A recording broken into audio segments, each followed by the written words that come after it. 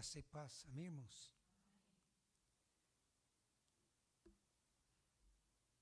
Nós estamos na quaresma, né? Só que nós não valorizamos muito, né, o calendário cristão, a não ser as datas especiais, né?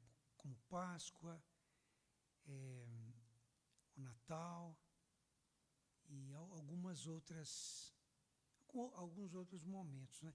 Israel, irmãos, sempre seguiu assim restritamente as festas, né? E as datas comemorativas, né? E às vezes nós apenas sabemos que existe, faz parte, às vezes colocamos na liturgia, mas não seguimos assim como deveríamos seguir, não é? O calendário cristão é um calendário aberto. Não é um calendário, as pessoas pensam, é um calendário católico. Não, ele é um calendário aberto para as igrejas, em geral, né? Ele não é restrito à Igreja Católica. E nós estamos nesse período, né? Período de reflexão, que simboliza os 40 dias de Jesus, né? De jejum, né? No deserto, aqueles momentos em que ele passou, depois que ele iniciou seu ministério, foi batizado, foi para o deserto.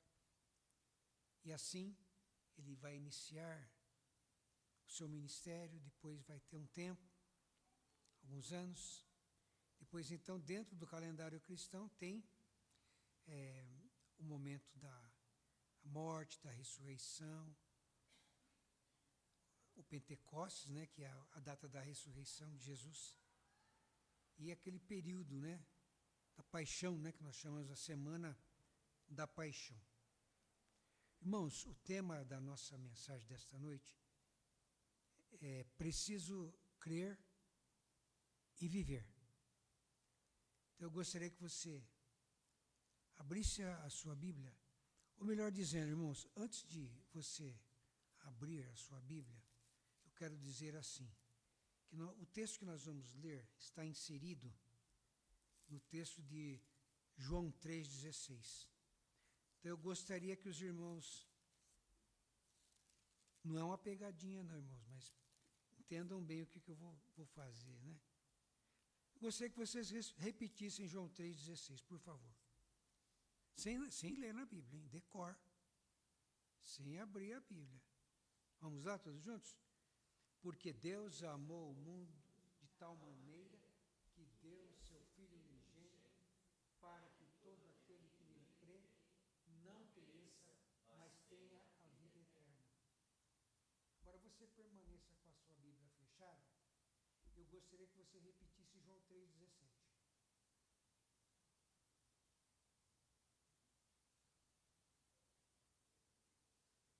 Pegadinha, né, irmãos? Porque Deus enviou o seu Filho ao mundo, não para que condenasse o mundo, mas para que o mundo fosse salvo por ele. Olha que interessante a ligação e o significado, né, e a analogia de João 3,16 com João 3,17. Né? Essa é a tradução que eu citei para os irmãos, é a tradução corrigida. Tá? Que a tradução atualizada muda um pouquinho. Porque Deus enviou o seu Filho ao mundo, não para que julgasse o mundo, mas para que o mundo fosse salvo por ele. Agora eu quero que você abra a sua Bíblia em João 3, 14 a 17. Aí você pode acompanhar na sua Bíblia.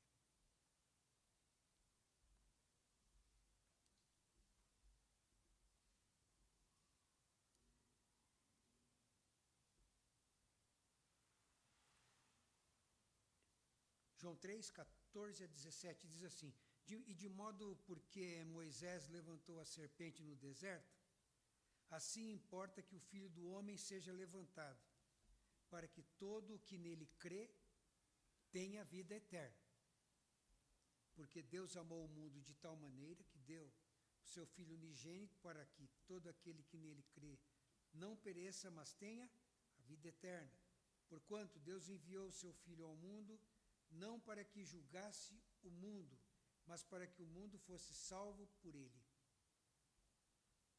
Até aqui, irmãos. Até aqui. É preciso crer para viver. Irmãos, a fé é algo extraordinário.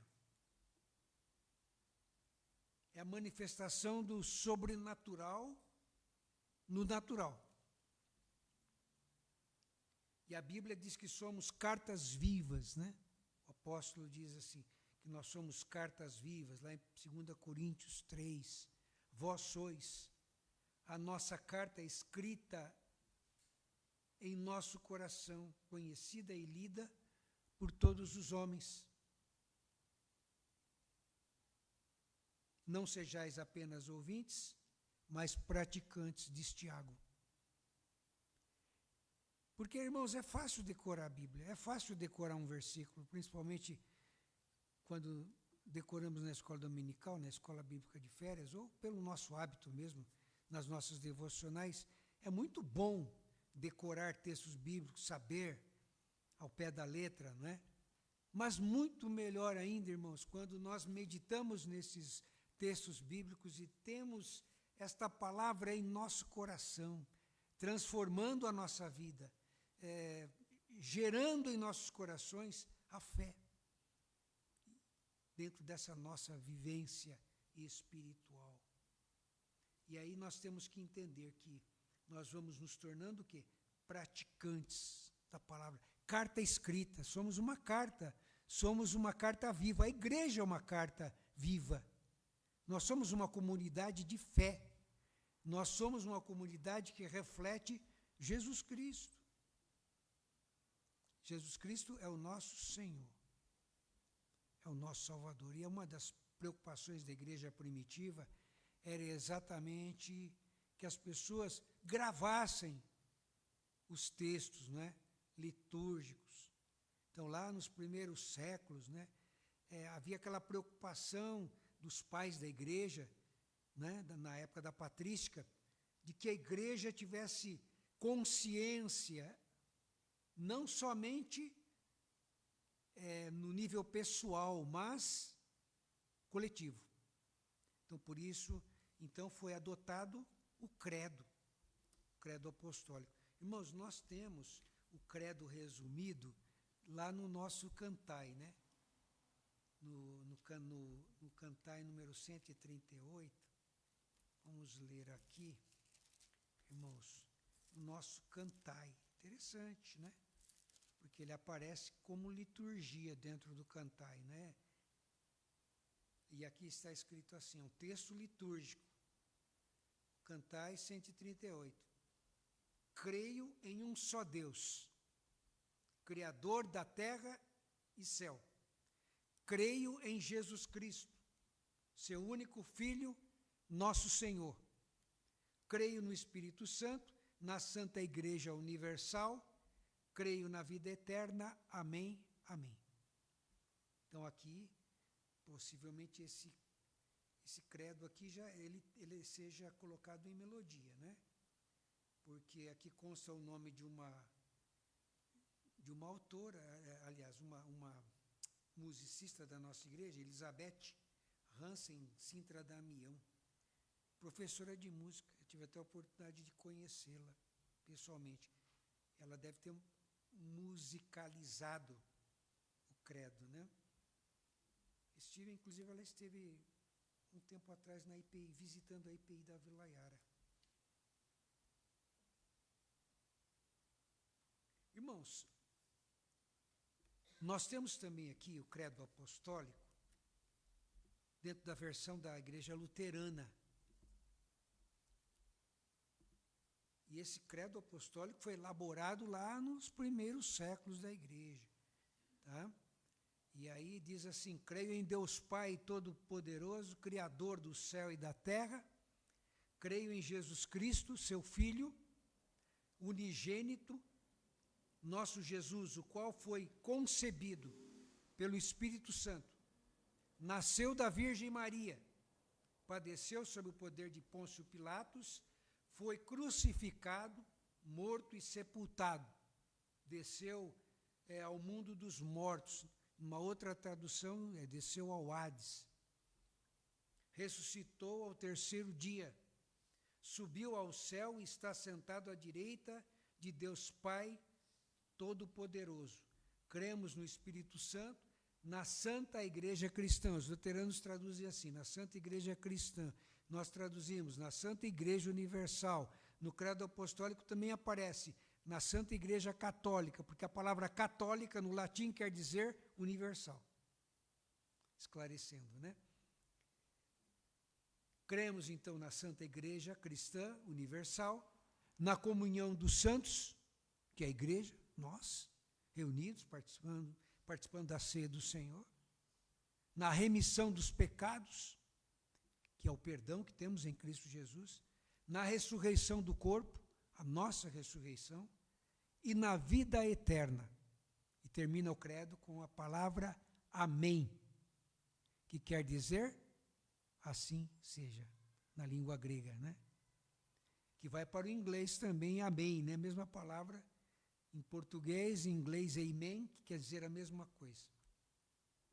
Irmãos, eu cito o credo, porque o credo é um resumo de João 3,16, né? É uma proposta dentro de João 3,16.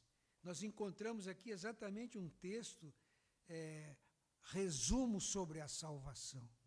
É importante que nós conheçamos de cor João 3,16, sim, né?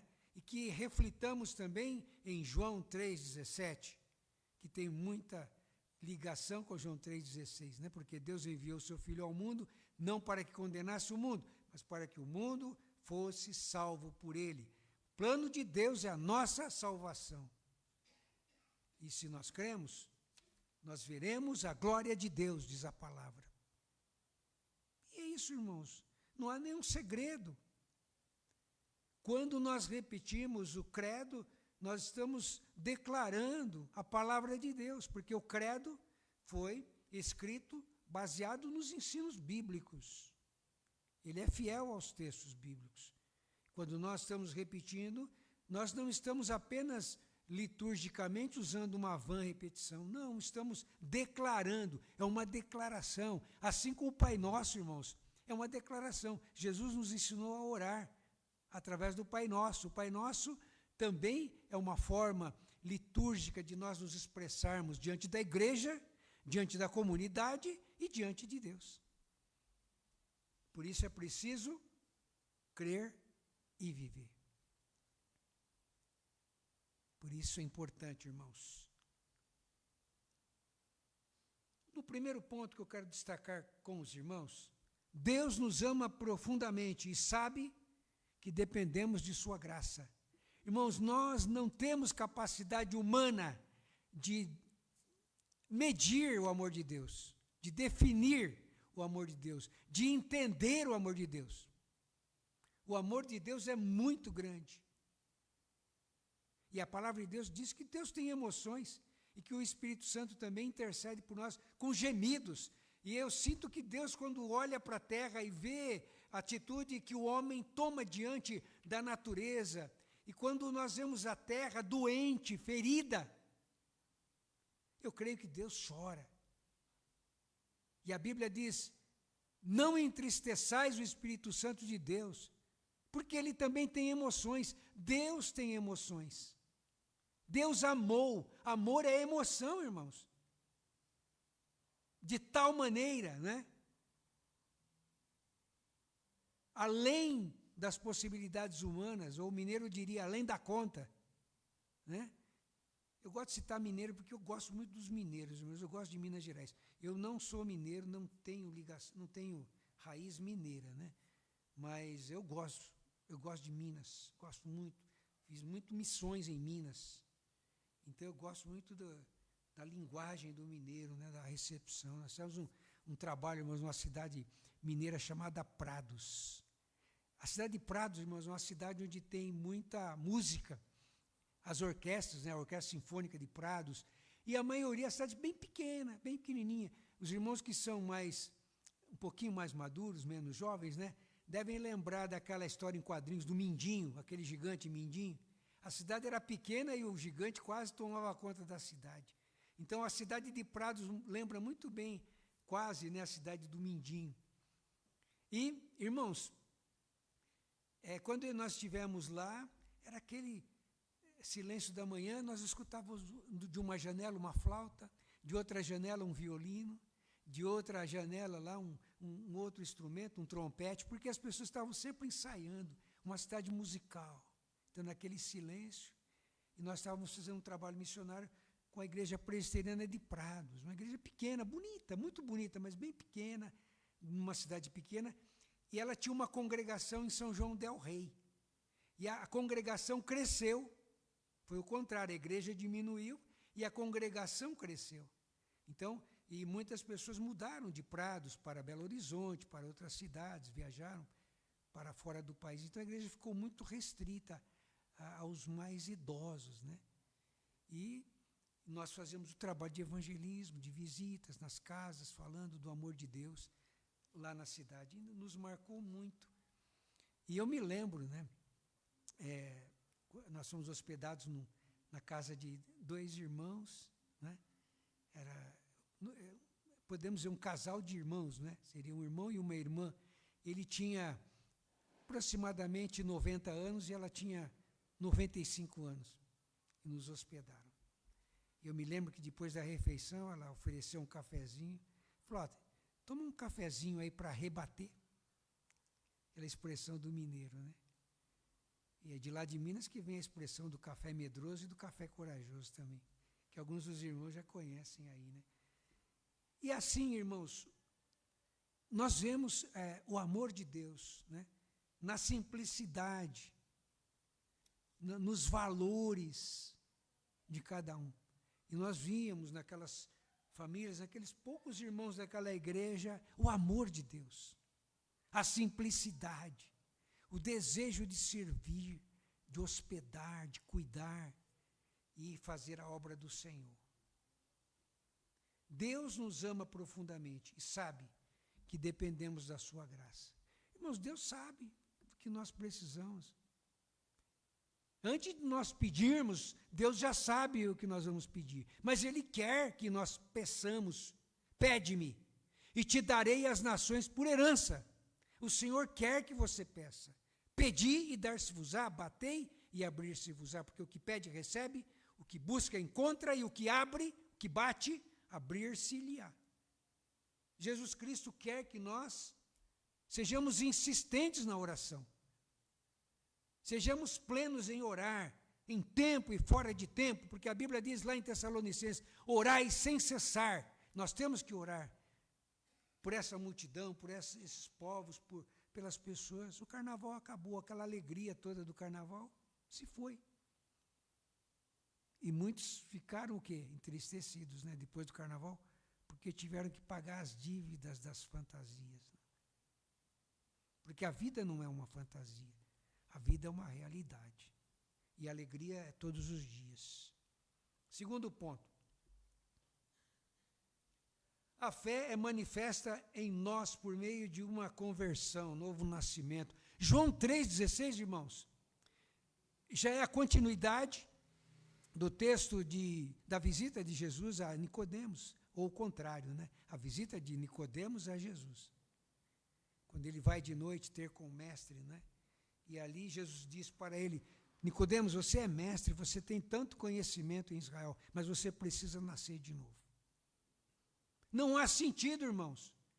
Não há sentido dizermos que somos cristãos se nós não somos renascidos em Cristo. A vida cristã nos mostra essa paixão que temos, nos entregamos ao Senhor, e é Ele que nos transforma, não somos nós que nos transformamos. É Ele que muda o nosso ser, o nosso coração através da fé. Mas, pastor, o senhor está falando de salvação, de conversão, de Novo Testamento, de novo nascimento? Sim. Porque Pedro nos diz assim, nós não podemos parar de falar daquilo que temos visto e ouvido. Porque se você já é de Jesus, se você já crê no Senhor, você pode testemunhar para as pessoas que ainda não são de Jesus. E é a nossa missão, no nosso dia a dia, falar do amor de Deus. Eu já citei em um determinado momento, irmãos, que Martinho Lutero uma vez disse que se toda a Bíblia fosse perdida, apenas João 3,16 seria suficiente para a nossa salvação. Apenas o versículo 16 do capítulo 3 de João seria suficiente para a nossa salvação. Terceiro ponto. O cristão demonstra uma vida transformada por meio de seu estilo de vida. Testemunho. Algumas igrejas, irmãos, têm o hábito de vigiar as pessoas, né? Então, se alguém chega em um determinado comportamento que não é o padrão da igreja, aquela pessoa vai e fica julgando o estilo de comportamento ou de vestimentas daquela pessoa. E não é isso que a Bíblia diz. O testemunho está dentro de nós, irmãos, e não aquilo que as pessoas pensam de nós. O testemunho de uma vida transformada faz com que nós vivamos o Evangelho sem nos prendermos às regras do que pode e do que não pode. Porque isso gera aquela ideia de que nós somos salvos pelas obras. E se nós somos salvos pela graça, é o Espírito Santo de Deus que nos convence do pecado, da justiça e do juízo. É Ele que nos mostra aquilo que devemos fazer, e não as pessoas. Por isso é importante saber que nós temos um estilo de vida através do nosso testemunho.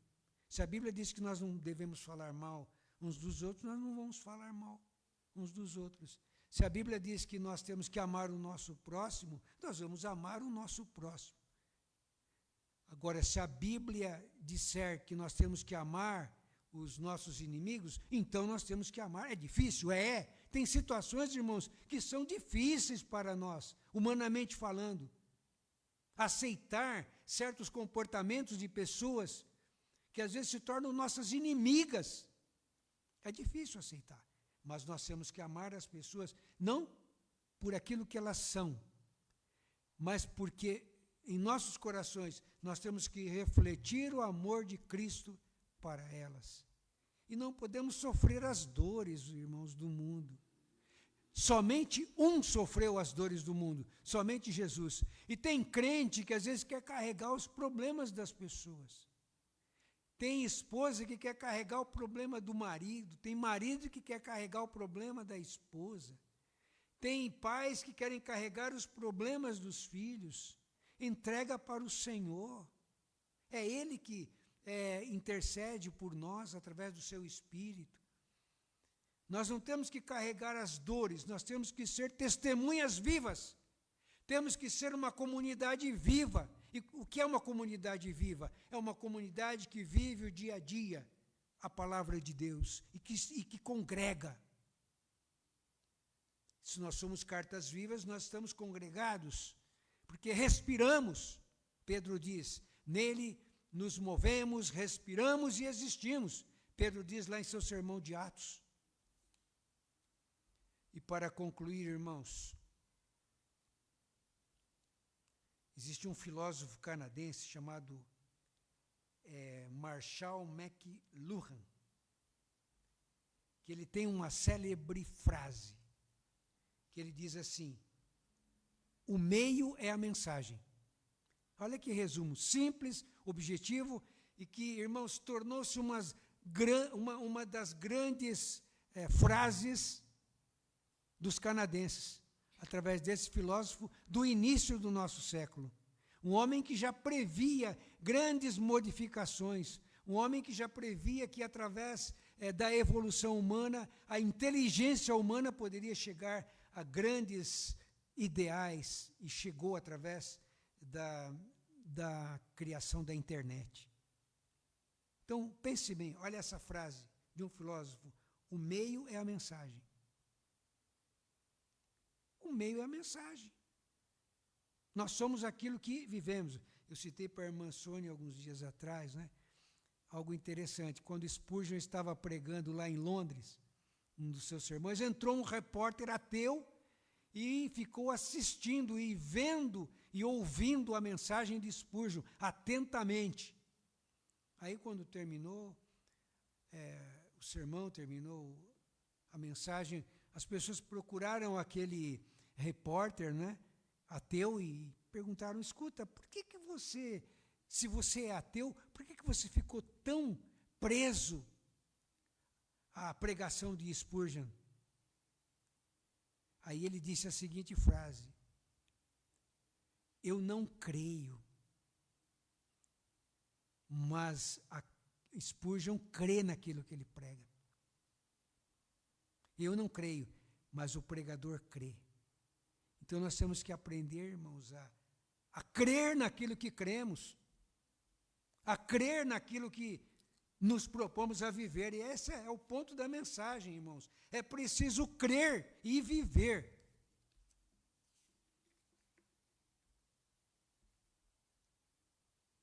O meio é a mensagem. Nós estamos no meio, o grupo. Nós refletimos o amor de Deus uns para os outros.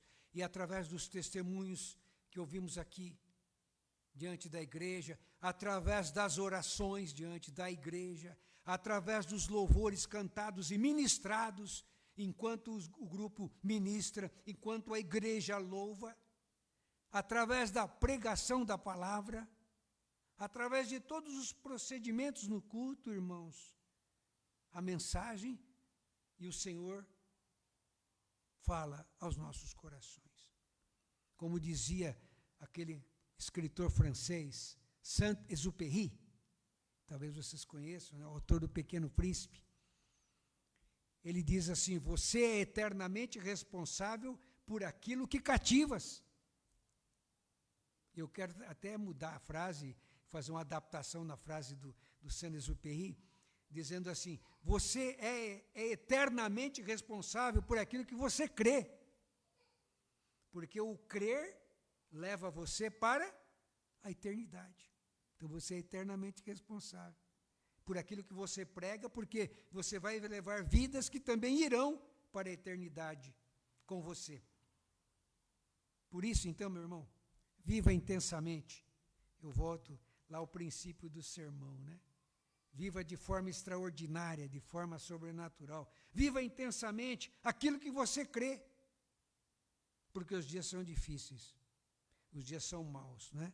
O fatalismo nos rodeia, né? As notícias ruins vêm para muitas vezes tentar competir com a nossa vivacidade, com o nosso otimismo, com a nossa força, que não é nossa, mas vem de Deus, porque toda boa dádiva e todo dom perfeito vem do alto, do Pai das luzes. Portanto, irmão, creia e viva. Amém? Deus abençoe.